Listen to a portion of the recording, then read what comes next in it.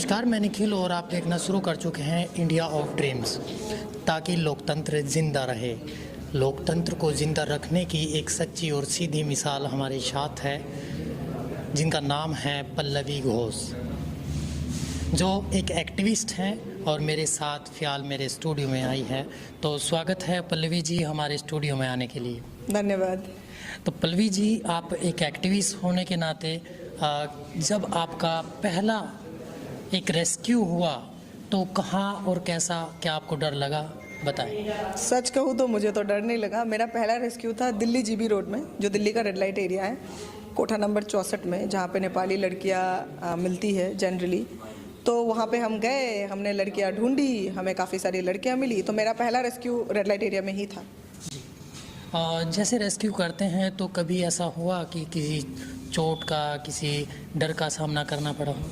देखिए, रेस्क्यू में तो ये बहुत आम बात है। जैसे कबाड़ी बाज़ार में एक बार, मेरठ रेड लाइट एरिया में एक बार उन्होंने मिर्ची पाउडर फेंक दिया था, जो क्या बोलते हैं आपका बंगाल का रेड लाइट एरिया है, सोनागाछी, वहाँ पे वो लोग ब्लेड मारते हैं। दिल्ली के रेड लाइट एरिया में जनरली ऐसा कुछ नहीं होता, क्योंकि मैं इतना जाती हूँ तो उसका काइंड ऑफ नक्शा मेरे दिमाग में ही है टाइप, तो इतना तो नहीं होता। लेकिन बाकी रेड लाइट एरियाज में हाँ, अटैक तो बहुत ज़्यादा होता है, पुलिस के साथ ही जाना पड़ता है। जी। किस किस तरह के रेस्क्यू आप लोग करते हैं?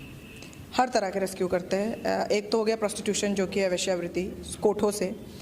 होम बेस्ड प्रोस्टिट्यूशन होता है, जो घर में जो लोग प्रोस्टिट्यूशन रैकेट चलाते हैं। फिर आपका स्पा में हो गया, आजकल स्पा में बहुत कॉमन है ये सब प्रोस्टिट्यूशन रैकेट चलाना। फिर हो गया अंगों को बेचना, जैसे हो गया ऑर्गन हार्वेस्टिंग, वो भी हम काफ़ी रेस्क्यू करते हैं। उसके बाद लेबर हो गया, घर घर में बच्चों को काम के लिए रखा जाता है, उसका रेस्क्यू। इसके सिवा जबरन शादी, जो हरियाणा में बहुत कॉमन है आजकल। और एक चीज़ जो नया ट्रेंड निकला है वो है फास्ट फैशन। फास्ट फैशन मतलब जैसे बोलो, ज़ारा जैसी कंपनियां क्या करती है, गरीब लोगों को लाती है और उनसे कपड़े बनवाती है। और वो जो कपड़े बनाते हैं उनमें जो केमिकल्स और वो जिस तरह के एरिया में बनाया जाता है वो बहुत हार्मफुल होते हैं। और इसके सिवाय बेगिंग में भी बहुत रेस्क्यू किया है। आर्म सोल्जर्स में जो होता है ना, छोटे बच्चों को किडनैप करके उसमें डालना, कि उनको ट्रेनिंग देना ताकि वो लोग टेररिस्ट बन जाए, उस तरह का भी हुआ है। लेकिन वो नॉर्थ ईस्ट में किया है, इस पार्ट ऑफ द कंट्री में नहीं किया है, नॉर्थ इंडिया साउथ इंडिया में नहीं किया है। बाकी हर तरह के रेस्क्यू ऑल ओवर इंडिया किया है। जी। जैसे आप बता रहे थे कि वेश्यावृत्ति जो अभी अपने चरमोत्तम सीमा पे हमें नज़र आती है और जगह जगह से खबरें मिल जाती है, मेरठ, दिल्ली, गाज़ियाबाद, अलग अलग शहरों से और राज्यों से मिलती रहती हैं खबरें। तो जो लड़कियां वेश्यावृत्ति करती हैं, क्या वो अपनी मर्ज़ी से करती हैं? यदि अपनी मर्ज़ी से नहीं करती तो कितने % जो ऐसी लड़की, महिलाएं, युवती कितने % होंगी जो दबाव में या किसी कमी के कारण करती हैं, और किस तरह करती हैं? देखिए, मैंने जितने भी लड़कियों को रेस्क्यू किया है और जितने भी वेश्याओं से बात किया है, कोई भी सेक्स वर्क अपने मर्ज़ी से नहीं करता। ये जो भी लोग इसके बारे में नहीं जानते, रिसर्च नहीं करते, वो बोलते हैं कि वो मर्ज़ी से करते हैं। लेकिन कोई भी औरत अपने मर्ज़ी से तो सेक्स वर्क नहीं करती। पहली बार उसको जोर जबरदस्ती करके ही लाया जाता है। अब कैसे लाया जाता है, मैंने आपको बोला, नौकरी के झांसे दे के, शादी का झांसा दे के, प्यार का झांसा दे के, ये सब बोल के उनको लाया जाता है, फिर उनको बेच दिया जाता है। और ये सारी औरतें मोस्टली बंगाल से होती है, नेपाल से होती है, और इनको मजबूर किया जाता है, इनको धमकाया जाता है कि आपके माँ बाप को मार देंगे, आपके फैमिली को हार्म कर देंगे।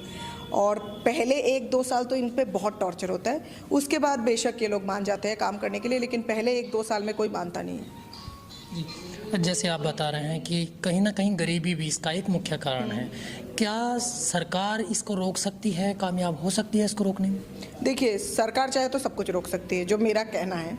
और जहाँ तक गरीबी की बात है, ये जो फ्लैश ट्रेड है, जो इससे इतना पैसा आता है आर्म्स और ड्रग्स के बाद, कि इसको अगर कम्प्लीटली रोका जाए ये इम्पॉसिबल है। पहली बात तो ये है।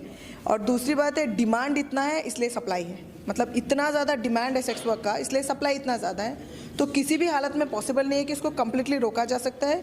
क्योंकि आप दिल्ली का ही ले लीजिए एग्जांपल, राष्ट्रपति भवन के 10 किलोमीटर रेडियस में एक रेड लाइट एरिया चलता है, जबकि प्रोस्टिट्यूशन इंडिया में इलीगल है। कैसे चल रहा है? तो कहीं ना कहीं तो कुछ ना कुछ लोग तो नहीं करते हैं। अगर सब लोग एकजुट होकर काम करें तो आई थिंक ये स्टॉप किया जा सकता है। तो किस उम्र की लड़कियों को इसमें महत्वता दी जाती है? सब माइनर लड़कियाँ, मतलब जितनी कम लड़की की उम्र उतना उसका डिमांड। पहले तो 13-14 की लड़कियां थी, आजकल तो मुझे 9, 10, 11, 12 साल की भी लड़कियां मिल जाती है। पहले हम सुनते थे कि सिर्फ रेड लाइट एरियाज़ है, जैसे मेरठ में कबाड़ी बाज़ार हो गया, या फिर इलाहाबाद में मीरगंज हो गया, या दिल्ली का आपको पता ही है, बॉम्बे का कमाटीपुरा है। हमें लगता था पहले रेड लाइट एरिया में ही लड़कियाँ मिलती थी, नहीं। आजकल जैसे सीलमपुर हो गया, फिर आपका बापू पार्क हो गया, हर घर में चल रहा है ये, हर घर में प्रोस्टिट्यूशन चल रहा है। और सबसे ज़्यादा डिमांड है 12, 13, 14, 15 साल की लड़कियाँ, उस एज में सबसे ज़्यादा लड़कियों का डिमांड है। क्या वर्जिन और नॉन वर्जिन का भी इसमें सबसे एक ये भी मिथ है कि जो वर्जिन लड़कियां हैं उनके साथ जो एड्स वाले लोग हैं, जो एड्स अफेक्टेड है, वो अगर फिजिकली इन्वॉल्व होंगे तो उनका एड्स ख़त्म हो जाएगा।